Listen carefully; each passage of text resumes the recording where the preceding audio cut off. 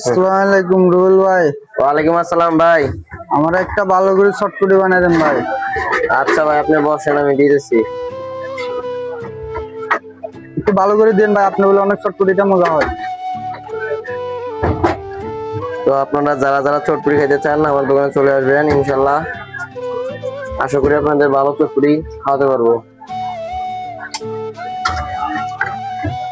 মাত্র 40 টাকা প্লেট। আমাদের দোকানে চটপুরি মাত্র 40 টাকা, ফুচকা 50 টাকা, বেলপুরি 50 টাকা, লাচ্ছি 50 টাকা।